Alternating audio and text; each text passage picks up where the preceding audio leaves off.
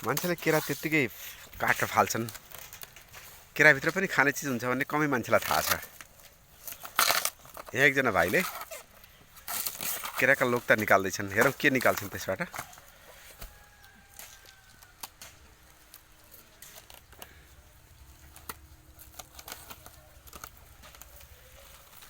के छ बाबु, किन यति मिहिनेत गरेको? खानेकुरा तरकारी छ, अचार छ। ए, त्यसभित्रको तरकारी अचार बनाउन मिल्छ त्यभित्र? हेर्दै जानुहोस्, लिगिज नआउनुपर्छ।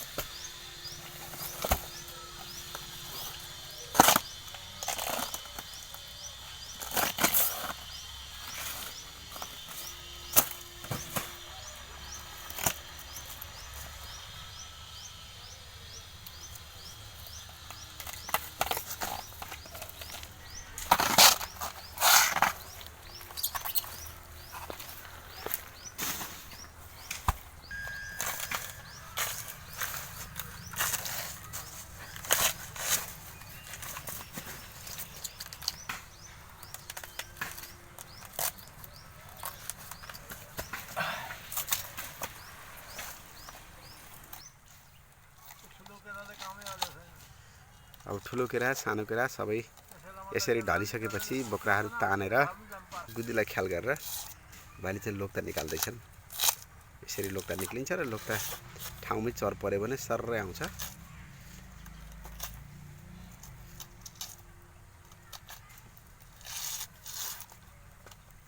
किन फाल्यो त बाबु?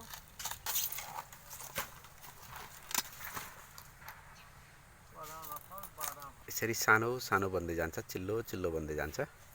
यसलाई अझै घटाउँदै त्यसको लोक्ताका चरहरू कहाँनिर छन् हेर्दै फेरि फाल्दै गर्ने काम भइरहेको छ। लगभग पत्र आउनु छोडेपछि बल्ल सानो आइपुग्छ होइन? अझैसम्म पत्र आइरहेछ।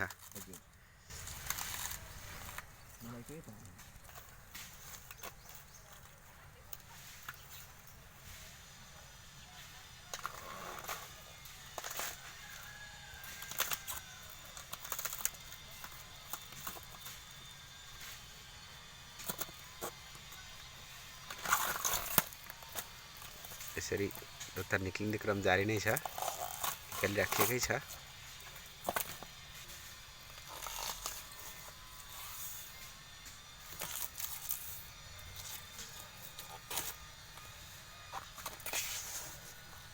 अब एउटा हातमै लिएर सक्ने, उचाल्न सक्ने, हातमा उचालेर पनि भेटिन सक्ने भइसकेको छ, देख्न सक्नुहुन्छ।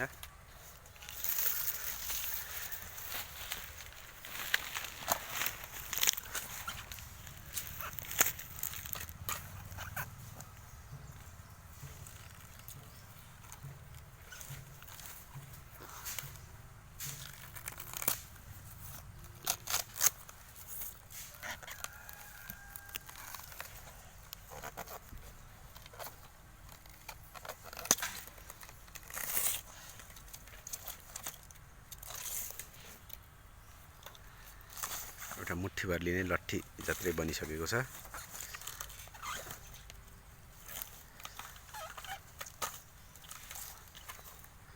खान योग्य भयो कि भएन भन्नका लागि बिचमा भाँचेर परीक्षण गर्न सकिन्छ।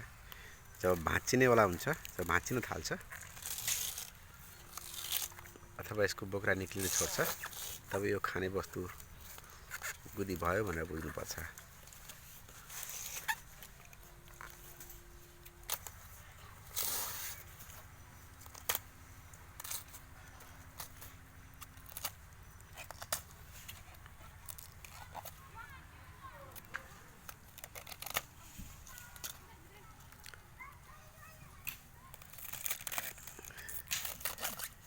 निकै नै सानो भइसकेको छ। अब भाँचिएर टुक्रा भाँचिएको जस्तो लाग्यो, भाँचिया छैन। भाँचियो कि भनेर हेर्दैछन् भाइले। हाम्रो विचारमा अब त्यहाँभित्र देखिएछ एउटा सेतो भाग, भाँचियो भनेपछि यो खान योग्य भयो, त्यो पनि भयो। त्यहाँनिर भएको छैन, फेरि उनले अगाडि बढ्दैछन्।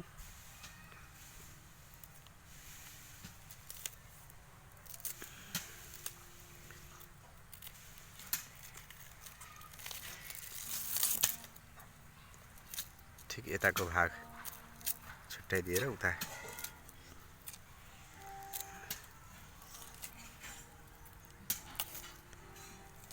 एक लेयर भएको छ। धेरै धेरै सुन्दर, असाध्यै राम्रो छ।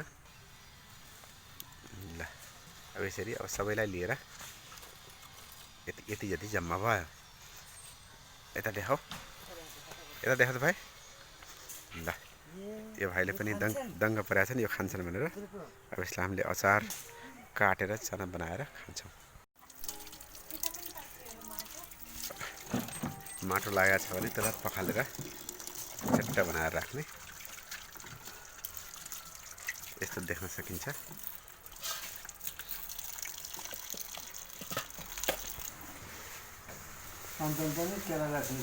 बनाना कटेजमा गयो भने त यसको त आइटम बनाएका हुन्छन्।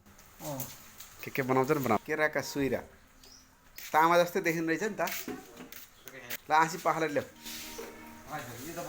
यो केराको सुइरोलाई यसरी काटिसकेपछि कुकरमा राख्ने। जति छ त्यति चाहिँ हामीले पानी हाल्नुपर्छ। लगाइसकेका छौँ।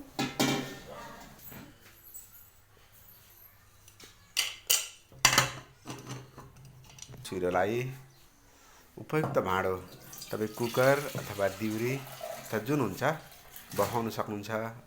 अहिले यहाँ यी नानीले चाहिँ एउटा दिउरोमा बफाउनलाई रेडी गर्दैछन्। पानी छिपछिपे पानी छ। अब त्यसबाट पानी राखेपछि चाहिँ यो अलि धेरै पाक्ने कारणले भाँडाले बाक्लो खालको छ, टपक्क लाग्ने खालको ढकनी पनि छ। हाम्रो यस्तो ढक्कन पनि हुनुपर्छ। अनि आगोमा बसालिदिने केही समयको लागि बफाउने। यसरी आगो लगाइसकेपछि चाहिँ हामीले हल्का मिडियममै गर्नुपर्छ।